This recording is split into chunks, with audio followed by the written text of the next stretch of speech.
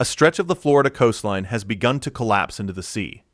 Not during some far-off hypothetical future, not gradually over the next century, but overnight in catastrophic failures that are being live-streamed on the news. More than 426 miles of the state's shoreline are now officially designated by its own environmental agency as critically eroded. That is more than half the entire sandy coastline of the state. Homes, condominiums, and roads are being undermined by an ocean that no longer stops at the dune line. The Florida dream is being reclaimed by the Atlantic. But here is the detail that tells the real story. On the morning of November 10th, 2022, as Hurricane Nicole scoured the coast, Volusia County Sheriff Mike Chitwood was not just coordinating a response, he was providing a warning, filming on his own phone as the waves tore apart the foundations of multi-million-dollar homes. He narrated in real time as one house after another in a small community called Wilbur-by-the-Sea simply broke apart and fell into the churning surf. 7 of them pancaked into the ocean that day. And the strangest part of this story is not that the houses fell. It is that the forces that brought them down are now accelerating, spreading to other communities, and happening on perfectly clear, sunny days with no storm in sight. To understand what is happening to Florida, you first have to understand the ground beneath it. Much of the state's famous coast is not solid land. It is a chain of barrier islands, thin strips of sand separated from the mainland by a lagoon or bay. For millennia, these islands were dynamic, constantly shifting, migrating, and reshaping themselves with the tides and storms. They were nature's shock absorbers. Then, in the 20th century, they were developed, paved, and populated with homes and high-rises built right up to the edge of the dunes. The shifting sands were expected to become static. To hold them in place, engineers built walls, massive vertical walls of concrete and steel, driven into the sand to hold back the sea. This is the part the headlines do not capture. The seawall was meant to be a permanent solution. It became the mechanism of the coast's own destruction. Tom Rees, a marine biologist and founder of the Ecosphere Restoration Institute, has spent years watching them fail. He explains that when a wave hits a natural sloping beach, its energy dissipates gently across the sand. But when that same wave hits a hard vertical seawall, the energy has nowhere to go. It reflects, shooting up in the air, and critically, shooting down. That downward blast of water acts like a jet, scouring away the sand at the base of the wall. In his words, the water becomes dirtier, the sediment is constantly churned up, and the beach in front of the wall is systematically carved away. The wall, built to protect the property, ends up guaranteeing the destruction of the beach it stands on. Eventually, with no sand left to support it, the wall itself fails, toppling into the surf and leaving the structure behind it utterly exposed. The scenes from Wilbur-by-the-Sea were the consequence of this process, supercharged by a hurricane. After years of erosion, compounded by a glancing blow from Hurricane Ian just weeks earlier, the dune system was already fragile. When Hurricane Nicole arrived, it didn't just bring a storm surge. It met a coastline with no buffer left. George Rechtenwald, the Volusia County manager, surveyed the damage and called it unprecedented. The foundations of homes were gone. Swimming pools were cracked in half, spilling their contents into the Atlantic.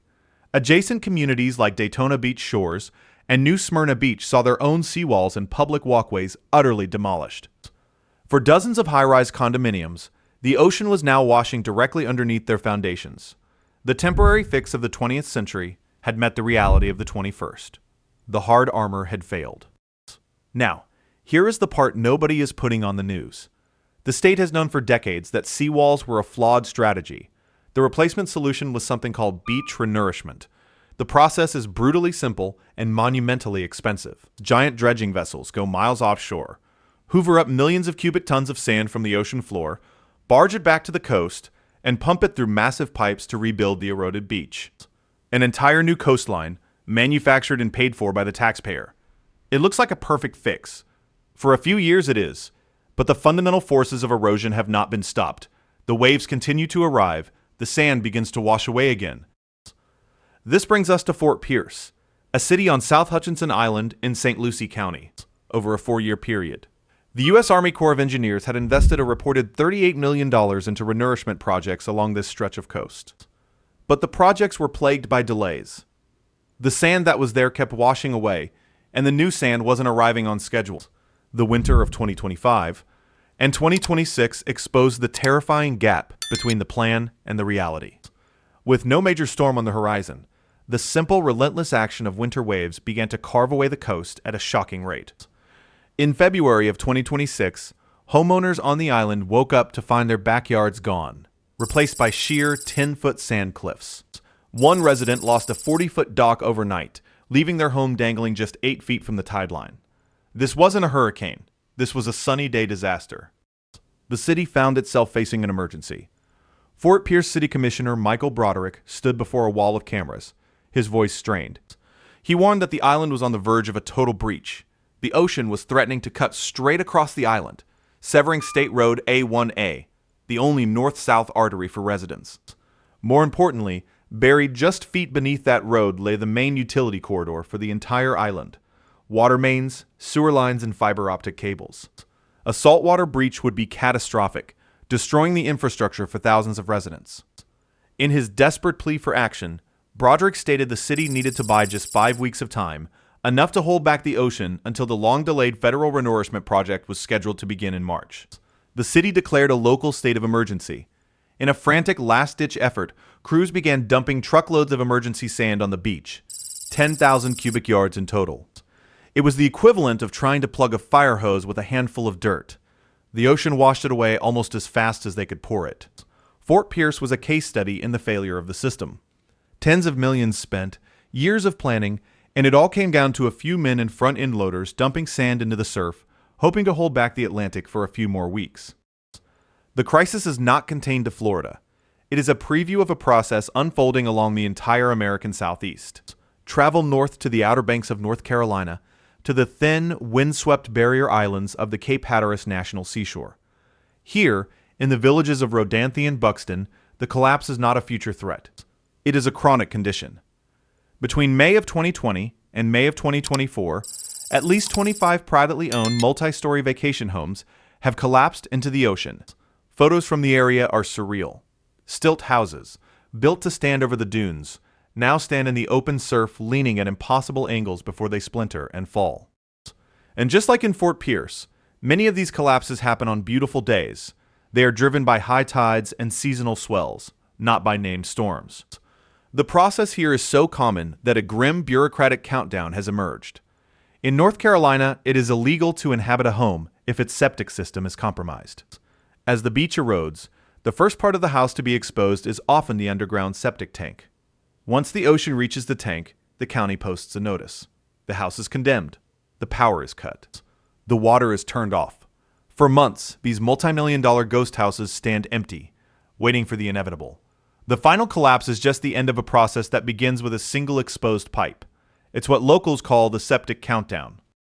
When the houses finally fall, they don't just vanish, they explode. A collapsing beach house becomes a miles-long debris field. The National Park Service, which manages the seashore, is left to clean up the toxic mess. Splintered wood studded with rusty nails, wiring, chunks of fiberglass insulation, plumbing fixtures, and the shattered pieces of the septic systems themselves are churned in the surf zone. This debris poses a lethal hazard to wildlife, particularly nesting sea turtles and shorebirds, and makes the beach unusable for the public. The cleanup for a single house can cost taxpayers over $100,000, a bill the homeowners often cannot or will not pay. The dream of an oceanfront escape becomes a toxic liability for everyone else. This reveals the deeper, economic absurdity of the situation. Beach renourishment is a multi-billion-dollar industry built on a temporary product. Florida is pouring money into the sea, literally. And now, the state is facing another more fundamental problem. It is running out of sand. The easily accessible high-quality sand from offshore shoals has been largely depleted. Dredging operations must now go further out into deeper water to find sand that is geologically compatible with the target beach. These operations are more expensive, more carbon-intensive, and more damaging to marine ecosystems. Some communities are even exploring mining sand from inland deposits, or in a truly bizarre twist, importing it from other countries like the Bahamas. The strategy of replacing the sand is reaching its financial and logistical breaking point. This collision of failing seawalls, unsustainable renourishment costs, and an accelerating rate of erosion is forcing a conversation that for decades was considered taboo. The term is managed retreat. It is the strategic opposite of holding the line. It means acknowledging that some parts of the coast cannot be saved. and planning for the orderly relocation of homes, infrastructure, and communities further inland before they are destroyed. It means surrendering to the ocean. For most, the idea is unthinkable, a white flag to nature. But it is already happening. Look at Punta Gorda, a city in southwest Florida. In 2004, Hurricane Charlie, a monster Category 4 storm, flattened the community. In the aftermath, instead of simply rebuilding in the same vulnerable locations, the city took a radical step. They used federal and state funds to buy out properties in the most flood-prone areas, demolished the buildings, and converted the land back into open space, parks, and natural storm buffers. They relocated critical infrastructure to higher ground.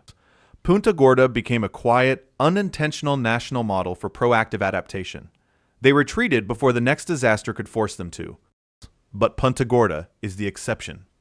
For most of Florida, the political and economic will to retreat is non-existent. The state's economy is deeply tied to coastal property values and tourism. Governor Ron DeSantis has allocated billions for coastal resilience, but the focus remains on engineering solutions, raising seawalls and funding more renourishment projects. The strategy is still to hold the line, even as the line dissolves. The result is a strange paradox. As the risk grows, the development continues.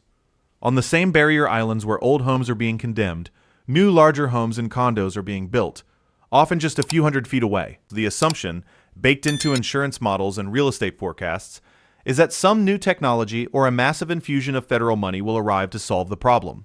FEMA flood maps are updated. Building codes are strengthened, but the fundamental issue, building static structures on dynamic land in an era of rising seas, is ignored. The sea level along Florida's coast has already risen approximately 8 inches since 1950. The state's own climate experts project it could rise another 6 to 10 inches by 2030. That isn't a distant forecast. It's the immediate future. Each inch of sea level rise dramatically increases the frequency of coastal flooding and the erosive power of storm surges, and even daily high tides. The human cost of this denial is accumulating. After Hurricanes Helene and Milton tore across Florida's Gulf Coast, in 2024, communities like St. Petersburg Beach saw their seawalls fail in droves. Betty Resnicki, a resident and former city commissioner, watched as the concrete wall protecting her home, a wall that had stood for decades, crumpled under the storm surge. The collapse turned her from a believer in hard armor to an advocate for a different approach. She, like a growing number of property owners, turned to Tom Rees and his team at the Ecosphere Restoration Institute. Instead of rebuilding the concrete wall, they started building a living shoreline. A living shoreline is an attempt to work with nature, not against it. Instead of a vertical wall, it involves creating a gentle, resilient slope using natural materials. Oyster shells are placed in biodegradable bags to form small reefs just offshore. These reefs break the wave energy before it can hit the land. Behind the reefs, native marsh grasses and mangroves are planted. Their root systems bind the soil, absorb wave action, and create a habitat for marine life. It is in essence an effort to reconstruct the natural barrier that was destroyed by development a century ago. Tampa Mayor Jane Castor has championed similar projects, integrating them into the city's climate adaptation strategy through entities like the Tampa Bay Estuary Program. These nature-based solutions are promising. They are more resilient than concrete, and they restore the local ecosystem. But they are not a silver bullet. They are best suited for lower energy environments, like bays and estuaries, not the high-impact open coast of the Atlantic. And they cannot save a house that is already about to fall into the sea. They are a proactive measure for a crisis that has, in many places, already become reactive. What happened in Surfside, Florida, on June 24, 2021, haunts this entire discussion. The catastrophic sudden collapse of the Champlain Tower South condominium, which killed 98 people, was attributed to structural failures and long-term water intrusion degrading the building's concrete foundation. While not directly caused by beach erosion, it served as a terrifying reminder of the fragility of coastal infrastructure.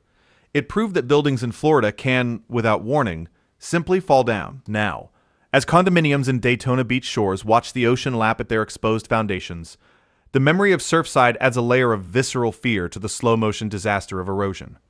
It's no longer just about property values. It's about life and death.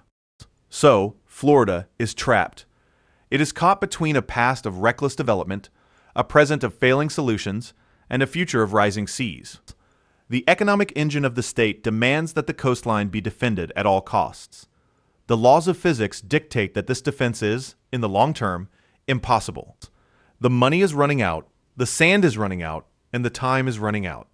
The events in Wilbur-by-the-Sea, Fort Pierce, and Rodanthe are not isolated incidents. They are